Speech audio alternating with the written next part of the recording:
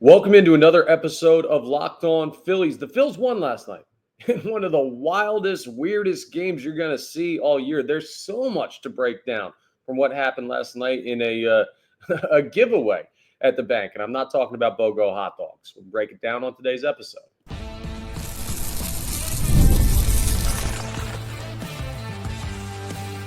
You are Locked On Phillies, your daily Philadelphia Phillies podcast.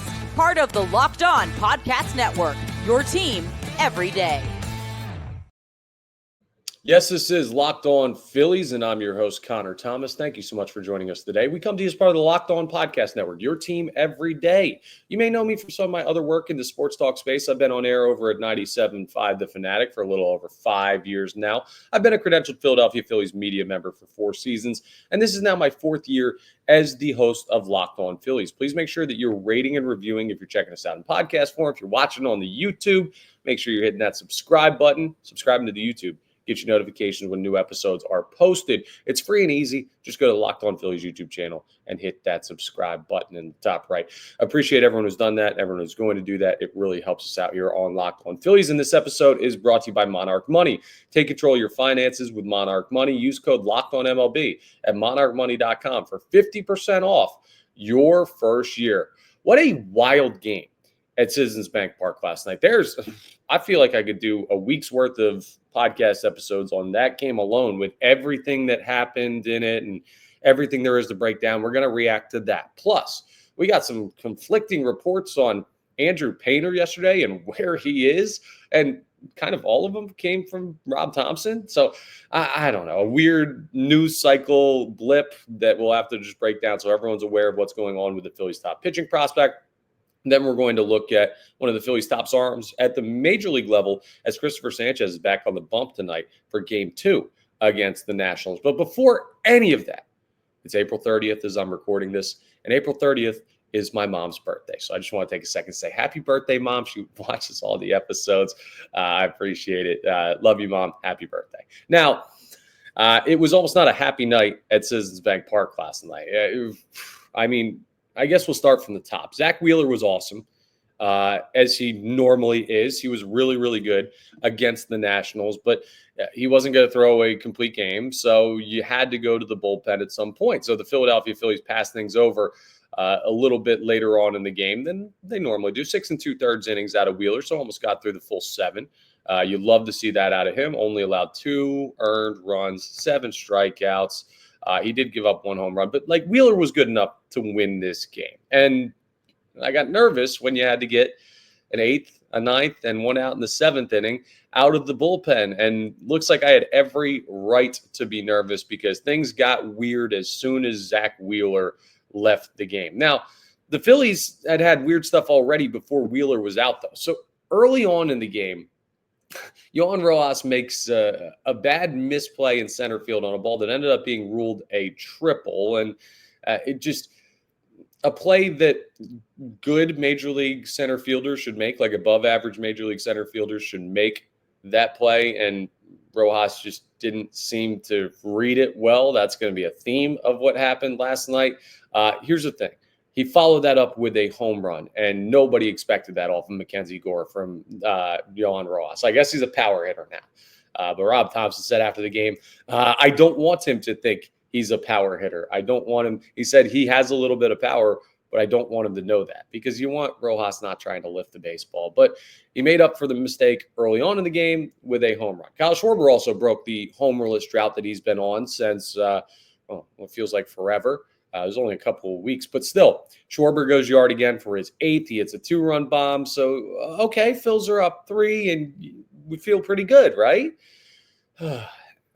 Then things get nuts. So the Rojas defense last night was questionable. The Rojas offense was great. The Trey Turner defense was questionable. The Trey Turner offense was great. And the 9th inning was just, I don't know, this game was on drugs. It was crazy what happened in the 9th inning. But before we get there, the Phillies end up scoring 2 more on top of their 3 in the bottom of the 8th inning. And you're like, okay, it's a 5-2 game right now going into the 9th inning. You need 3 outs, a save situation. Let's roll. You've already used Matt Strahm in the 7th. You already used Jose Alvarado to get through the 8th inning clean. So those guys were pretty darn good. I guess we'll try and get 3 outs out of Ryan Kerkering. Shouldn't be a problem against the Nationals, right? Big problem. Now, Kerkering didn't help himself because, well, there was a theme in this game. Zach Wheeler shook off JT Realmuto, he said, after the game, one time throughout the entire start. And he rarely shakes off JT Realmuto. And that ball was hit for a home run. That was the only run that Zach Wheeler gave up himself. He did have an inherited run that he left out there that Matt Strahm did surrender. But the only run that Zach Wheeler actually gave up while he was on the mound physically was a ball that he shook off JT Realmuto on.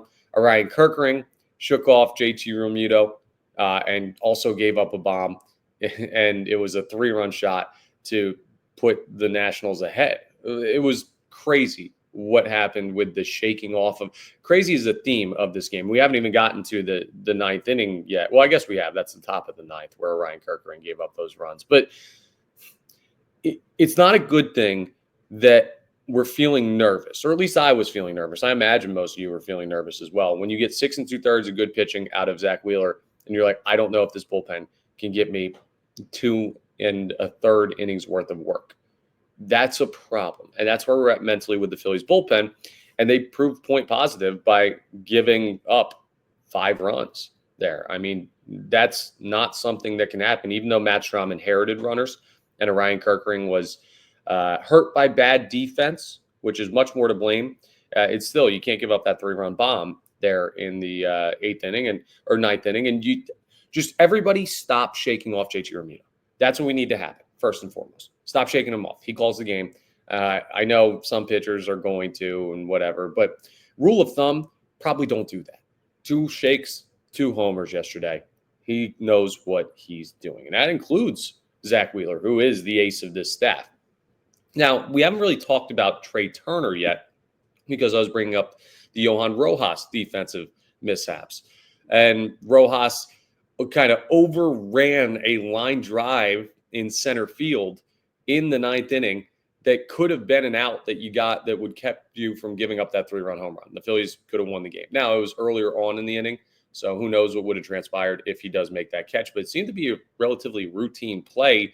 Yeah, I know the line drives. If you haven't played outfield, line drives are an outfielder's worst nightmare because you can't judge it. The perception is much, much more difficult when it's on a line or kind of right at you. This one was a little bit more to Johan Rojas's right. So you feel like he could have easily made that play, but just goes over. It's stuff I see in Sunday softball, and it's not stuff you see at the major league level. That cannot happen. Trey Turner then makes a weird play where, well, I guess that was in the 8th. It was so hard to keep track of everything that happened in the final innings. Trey Turner made a play earlier on in the game where he fields a ball up the middle, and he could go to second for a double play, but instead he backpedals 2 steps, then turns the throw home without tagging the second base bag, even though he was about the width of this camera angle on the YouTube right now, away from the second base bag. One more step, he would have been there to try and throw out a runner that would have been the tying run in the 8th inning, and then goes ahead and that runner doesn't run, and everybody's safe, and now the base is loaded for no outs with Jose Alvarado. Like, that was a mess. Jose Alvarado had the relief pitching appearance of the year for the Phillies because after Trey Turner made that error, bases loaded, no outs, 1-run ball game, 8th inning, Jose Alvarado just strikes out the next 3 batters and was dominant. He bailed out Trey Turner. Rojas bailed out himself. Turner bailed out himself with a double in the 9th to create an opportunity. Folks, this game was nuts at the end. But what it basically comes down to is the Phillies tried to give it away. Ryan Kerkering blew a save in the 9th inning by giving up those runs, including that 3-run home run. Some of it on his defense, Trey Turner throwing a ball away to first base that should have been an easy play, the Rojas line drive that we mentioned. And then the Nationals, they send Finnegan out to the mound, who has been really good for them, and he just gives the game right back. Walks a couple of guys, gives up a hit to Alec Bohm, and then, well, you get a fly ball to right field by Johan Rojas. Alec Bohm should have been out by a mile at home, but Keibert Ruiz couldn't handle the throw. I guess you got to take a chance there, and that's why you do, because I always wonder why guys don't take more of chances, trying to take home, tag up on more shallow fly balls. I understand it's the major league level, but it just feels like every time you see it, there's a good chance there's going to be some type of weird hop or throwaway or something. It's just a tough play to convert for the defense. And the Phillies took a chance, and Alec Bohm was able to score to tie the ball game. And then Bryson Stott finds his way over to third base. Wild pitch that kind of didn't get away. And then Keibert Ruiz makes a bad flip to Finnegan coming home. Bryson Stott scores on a wild pitch steal of home. Not technically a steal, but that's the only way I know how to describe it. He took home. And then Finnegan steps on his hand, and the sliding glove comes off. And Stott doesn't even celebrate because it looks like his darn hand is broken. The Phillies tried their best to lose this game. The Nationals tried harder to lose this game. The defense should make you a little bit nervous right now, especially from Turner and Rojas. Rojas is supposed to be a defensive specialist. The offense was quiet in the middle innings, but they woke up against the bullpen, as they did in the opening series against the Nationals, and as has kind of been their calling card for a lot of this season. And then the Nationals collapsed the way that a bad baseball team does. And the Nationals are middle of the pack, as we talked on our crossover episode with Ryan Clary of Locked On Nationals yesterday. But they did a terrible job of holding that game where it needed to be. 2 blown saves, a bunch of runs in the 9th inning. It was nuts when it comes to, I don't know how many other ways I can say, this is one of the weirdest games you're going to watch in a long, long time. The Phillies come out on top. All that matters is they win the game. But there were definitely some questions that we're going to keep an eye on. So things that we're going to focus on for the rest of the series: Rojas and Turner's defense. Make sure Stott's hand is okay. It seemed like he was all right after the game, but we'll keep an eye on that. And also the bullpen continues to be a question for the Phillies, but they're winning in spite of it. They're now 16-13. I guess we'll take it. Something that the Phillies would take would be an arm like Andrew Painter at the major league level. But we got conflicting reports yesterday on what's going on with Andrew Painter, and they kind of all came from the manager. So where in the world is Andrew Painter? We will talk about that coming up next for an update on the Phillies' top pitching prospect. Let's talk about Monarch Money first, though, because have you ever checked your bank account and wondered where did all your money go? Well, between dining out, online shopping, entertainment, it's really easy to lose track. Rent payment's coming up. It's the last of the month. So if you're looking around, you're like, wow, rent's a little tight this year. What did I spend all my money on? Well, that's where Monarch Money comes in, your personal CFO, giving you full visibility and control over your finances. When I started using Monarch Money, well, you know what it showed me? I like to get food delivered way too much. Yeah, I checked, and all my money's going to like food delivery because I'm always home watching games or I'm getting a quick meal before I head to the ballpark. Now it's easier for me to budget smarter and save more by seeing where everything's going. Instead of juggling multiple apps, you can use Monarch Money to check your finances, track spending, and even plan long-term goals. Plus, you can track shared and personal accounts and set goals so you can stay on the same page with people that you share your money with. Without the stress, whether that's a partner, a family member, all of that. So take control of your finances with Monarch Money. Use code LOCKEDONMLB at monarchmoney.com, and you're going to get 50% off your first year, not day, month, no, year. You're going to get that at monarchmoney.com, code LOCKEDONMLB. Again, that's for half off your first year. So go ahead and check out our friends at Monarch Money. So the Andrew Painter situation is a very, very interesting one for the Phillies. They're being uber cautious with him, as they should be. They don't have any need for him at the major league level. It'd be nice to have a pitcher like Andrew Painter, but with Wheeler, Sanchez, Luzardo, Nola, Suarez coming back, Walker, you've been able to hold down the starting rotation, right? Now, if Painter was a bullpen pitcher, I'd say have him here tomorrow. Hopefully he's okay, whatever, we need help. But he's not. He's going to be a starter at the major league level, and the Phillies don't really have a major need for him right now. So you can be very, very slow with how you bring Andrew Painter along, which is why it was very interesting to hear the news yesterday from Rob Thompson that Andrew Painter's next start will be at AAA with the Lehigh Valley Iron Pigs. And Painter has been down in Florida this year, lower than AAA. So that would be a call up for him. And it would be a sign that he's getting closer to the major league level. Maybe they're accelerating the timeline a little bit. Remember, this is not sources say. This was Rob Thompson ahead of the game saying Andrew Painter's next start is going to be in Lehigh Valley. And then all of a sudden it was like, that doesn't really make sense for a couple reasons. One, the Iron Pigs, well, they're on the road the next time Andrew Painter's scheduled to start in Rochester. They're not going to make him make a road start, right? They're going to bring him up and have him pitch at Lehigh Valley so they know that they can control everything. You don't have to worry about travel. Just everything is in a much more controlled environment. So that was kind of weird. And then all of a sudden reports start coming out from Matt Gelb and other reporters. Matt Gelb covers the Phillies for The Athletic and saying, yeah, Painter's not at AAA. No, he's not going anywhere. He's making his normal start in Florida. Don't know why Rob Thompson said that. He must have gotten confused. So there were all of these conflicting reports, one from the actual manager of the team and then one from a reporter who covers the team as to where Andrew Painter is. Painter is not going to AAA yet.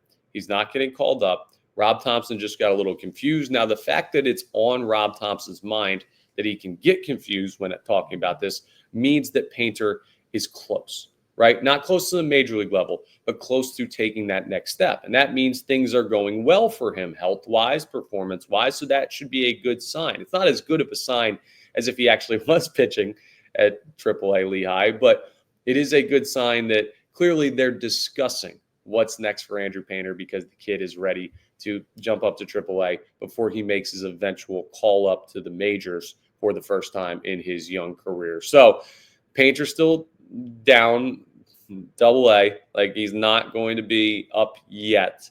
Don't buy tickets to the next Lehigh Valley. Well, you can buy tickets to the next Lehigh Valley Iron Pigs game. Go to support the Phillies minor leagues. You could see Brandon Marsh. You could see Garrett Stubbs. Yeah, that's fun, right? That's what Phillies fans want right now. But no, if you're out there, it is a fun ballpark. My point is this. Don't expect Andrew Painter to be at AAA this week or next week. We will see when they bump him up. Interesting bit of conversation on this. This is more of just a preview of a future conversation when Painter gets closer. But the Phillies are going to have a very interesting rotation decision. Do they go to a six-man rotation when Painter is ready? Do they go to a six-man rotation when Ranger Suarez is ready and keep Taijuan Walker in the rotation? It's not a bad problem to have too many good starting pitchers, but the Phillies are going to have that problem, and it is still something that requires a little bit of figuring out. I don't know where everyone's going to be at that point in the season, but here are the conflicting principles. Zach Wheeler does not like the six-man rotation. He likes to throw on his schedule all the time. And Zach Wheeler is the guy that runs this rotation, right? You might say, oh, it's Caleb Coffin, the pitching coach. Oh, it's Rob Thompson, the manager. Oh, it's Dave Dombrowski, the president of baseball operations. If Zach Wheeler says, I don't like it, man, they're going to put a lot of stock into that. And we've heard this conversation over the past couple of years when they have gone to a six-man rotation. I want Wheeler to feel comfortable. Excuse me. But I also want Painter to get opportunities, right? So when he does eventually come up, if they go to a six-man rotation, still, you're going to have to make a decision about someone going to the pen. Because if Walker is still throwing by the time Painter comes up in the starting rotation, you can't go seven-man rotation. One of those guys is going to have to go to the pen, maybe even two, if they decide not to do the six-man rotation. So a numbers game for the Philadelphia Phillies as far as that's concerned. It's weird that we got a mistake from Rob Thompson, which you don't normally hear because he doesn't normally say all of that much. He doesn't really give us groundbreaking sound bites, and this was not one because he ended up being incorrect in what he said Andrew Painter was going to be doing.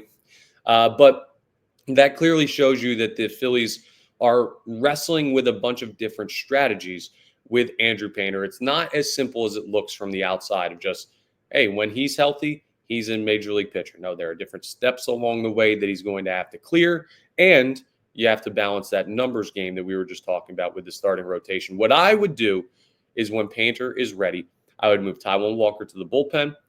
I would go with a 6-man rotation to try and keep the guys healthy. I would say, sorry, Zach, you're going to have to deal with it, buddy. But Ranger Suarez is injury prone. Cristopher Sanchez has already had forearm tightness. He's going to make his start tonight against the Nationals, so we're going to talk about that coming up. But you want to preserve these guys. We've seen Zach Wheeler shut down in the 2022 season for shoulder stiffness. He was shut down like a month.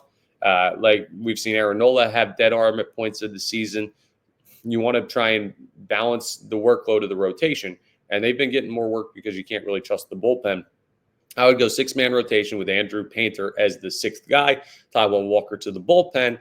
And then once we figure out like pitch count and everything for the season, innings limit for the season for Andrew Painter, because I imagine there will be one, then you can determine, are we moving Ranger Suarez to the bullpen? Are we moving Andrew Painter to the bullpen for the postseason when we get there? But that's your little Andy Painter update from Rob Thompson, Matt Gelb, conflicting sources, and ultimately realizing nothing has changed with where he's pitching right now, but he should be getting close. Coming up next, the Phillies, well, they're getting close to Game 2 against the Washington Nationals. Later on tonight at the bank, Cristopher Sanchez will be on the mound. And there is a goal in this game that is bigger than beating the Nationals. I want them to win, but there's something far more important tonight that we're going to have to be focused on as Phillies fans. I'll tell you what that is coming up as we continue today's episode of Locked On Phillies. Let's talk about wonderful pistachios first, though, because if you're looking for a snack that's both delicious and nutritious, that's the holy grail, right? Something that tastes good, is good for you. Well, we found it. Took us a while. King Arthur never tracked it down, but we did. Crack into a good source of protein with Wonderful Pistachios. Wonderful Pistachios is one of the highest protein nuts. Each 1-ounce serving has 6 grams of protein, giving you over 10% of your daily value. Plus, they're packed with fiber and better-for-you unsaturated fats to help keep you feeling fuller longer. And they have a bunch of different varieties. I love the no-shells variety because I am too lazy to crack every single pistachio. Like, I don't want to do that. I'm busy, okay? Just let me pour the pistachios into my mouth and eat them quickly like the slob that I am. I'm less of a slob because they're good for me, and I'm not putting as much of the fats and bad stuff that come with normal snacks. But I get the no-shells variety. If you like the experience of cracking open the pistachios, you can get those too. They got a bunch of different seasonings and flavors. They're all great. Sea salt and vinegar is my favorite one. And my goodness, you got to try them. It's so, so good. And plus, it's good for you. You can get snacking and get cracking with the snack that packs a protein punch. Visit wonderfulpistachios.com to learn more. That's wonderfulpistachios.com. So the Phillies are taking on the Nationals for Game 2 as they look to go for this series win. It doesn't even feel like they won Game 1 last night with everything that went on in it, but they're going for the series win tonight. It would be their second straight after taking 2 of 3 from the Cubs. So you love that. A 6:45 p.m. first pitch from the bank, and Cristopher Sanchez is on the mound for the Fightin' Phils, taking on Jake Irvin. So we're going to talk about Jake Irvin in a second and what he did against the Phillies last time they saw him in the opening series of the year. But Cristopher Sanchez comes back after experiencing the forearm tightness that removed him from a start early against the New York Mets up at Citi Field after just 2 innings worth of work. And now it's his next chance to hop on the mound. And he had a little bit of a break there. They covered one of his starts because of the off days, but now he is back. And the number one priority tonight, number one, I don't care about winning as much as this. I don't care about the offense as much as this. I don't care about the bullpen as much as this. Make sure Cristopher Sanchez gets out of this start healthy. That's it. Health for Cristopher Sanchez will make us feel a lot better. Now, to give you the whole breakdown of what happened with the injury, well, he came to Citi Field the next day after being removed from the start after just 2 innings, and he wanted to play catch. So apparently he was good, like right off the rip, but the Phillies were being cautious with him, and they should continue to be cautious with him. If you get 5 out of Cristopher Sanchez today, I'm good with that. If you get 6, you're pushing it a little bit. I would not let him go into the 7th inning unless he's like 70 pitches in and is throwing a no-hitter, right? That would be the only way that Cristopher Sanchez steps on the mound in the 7th inning, in my opinion, because you don't want to take the chance of losing one of your most important arms. We talked about the depth that the Phillies have in the rotation with the Andrew Painter fake news type thing, but Painter's not ready yet.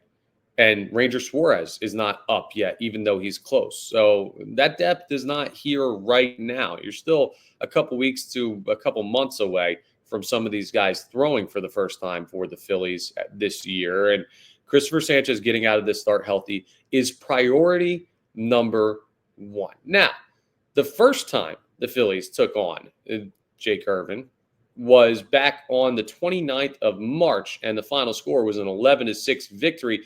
He only gave up 2 earned runs, though. Through 5 innings, gave up 7 hits, only struck out 2, so didn't have much success. Did give up a home run, but the bullpen was really what the Philadelphia Phillies got to. And the Nationals bullpen you saw last night is just as bad as the Phillies, if not worse. I mean, I guess you would call it worse considering they lost the game, the benefits of being the home team, because I imagined that any team that batted in the bottom of the ninth against these 2 bullpens was going to come out with a victory. But with Irvin, you didn't really get to him over 5 innings, but you got the pitch count up enough, 83 pitches in that game back on the 29th, to get him out of there.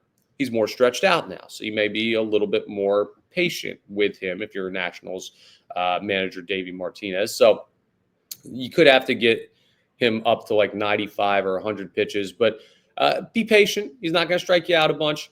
And then just get to the bullpen when you get the chance to. Irvin's not anything special on the mound. And another righty that you saw a bunch of in the series against the Chicago Cubs. You saw lefty Mackenzie Gore, but you'll see righty Jake Irvin. So Stott will be back in the starting lineup as long as his hand's okay. Max Kepler will be all good to go, and he will be back out in left field, I'd imagine, with Weston Wilson making that start last night out there. So you're going to see the lefties come back, and I wonder if we see the Bryson Stott leadoff lineup again tonight, or if maybe with, maybe with the hand issue, you don't see him bat leadoff, and you go with Trey Turner, who actually had a nice night at the dish last night. But righty-righty versus lefty-righty, I don't know. The Phillies are now in the lineup twilight zone, where it's like everything's working, but not everything's working. Everybody in the leadoff spot is hitting, but is it creating consistent lineup opportunities? Not really. I don't know. All I know is Trey Turner was good last night in the leadoff spot. Bryson Stott has been good for the last couple of weeks in the leadoff spot. And anytime Kyle Schwarber, they want to have him hit leadoff, I'm comfortable with, because I know the Phillies win much more than they lose when Schwarber bats leadoff. So we'll take a look at the lineup, but I imagine it's lefty heavy for the Philadelphia Phillies against the righty Jake Irvin, who comes into his start with a 3.19 ERA. And 31 strikeouts on the year. Interesting that he's got 31 strikeouts and 36 2/3 innings pitched, but he only had a pair of strikeouts against the Phillies in the first start of the year he had against them. So Phillies should win this game. They're heavily favored by the betting odds. They're heavily favored on ESPN Analytics, 65% chance to win to the Nationals, 35% chance to win. You got to go win this game because you got Walker throwing tomorrow, and who knows what Taijuan Walker is going to do. He's kind of a mystery box out there on the mound. It's like the Mario Kart boxes that you drive through to get the random items. It could be a banana peel. It could be a bomb. It could be one of those bullets that puts you right up into first place, or the star that makes you invincible, right? You could get any of those from Taijuan Walker on any given night, which I guess is better than last year when every single start was a banana peel start. But still, you don't know what you're getting in the final game of the series. So you want to go take care of business tonight with Cristopher Sanchez on the mound and a pitcher that you can get after. I'm looking for maybe Kyle Schwarber to get hot. He kind of hits home runs in bunches, and he hit one last night. So if I had to pick someone to go yard, I'd pick Kyle Schwarber. My close second would be Bryce Harper, just because Harper's been on a drought with the power numbers. And he's squaring up baseballs, but he just hasn't gotten the lift on him that he needs to. Maybe he gets back in the home run swing of things in tonight's game. Those are the 2 guys that are going to be the big catalysts for the Phillies finding a victory, because I do think they win tonight's game. I do think they win the series. They set up an opportunity to sweep. And, by the way, they're on a 3-game winning streak. So you win these next couple, 5-game winning streak coming out of this, you feel pretty darn good about where that record sits compared to, well, where it was just about a week ago. So hopefully the Phils find another victory. Hopefully it's not as crazy as last night's, which is one of the weirder games that you'll ever see. But, hey, a win is a win is a win. You'll take that any day. Well, maybe not every day, but any given day, you will take a win. And we'll see if the Phils can do that again tonight. We will break down whatever happens with a million possibilities, as we learned last night, at Citizens Bank Park on tomorrow's episode. And we're also going to take a look forward at the month of May, being that it is the 1st of May tomorrow. Just a deeper dive into the month for the Phillies in general and what this time of the year normally looks like from past seasons. But that's all on tomorrow's episode. That's all for today's episode. Thank you so much for joining us. We're part of the Locked On Podcast Network, your team every day. Please make sure you're rating, reviewing, subscribing to the YouTube here on Locked On Phillies. I appreciate everyone doing that very much. And I will talk to you tomorrow on the next episode of Locked On Phillies.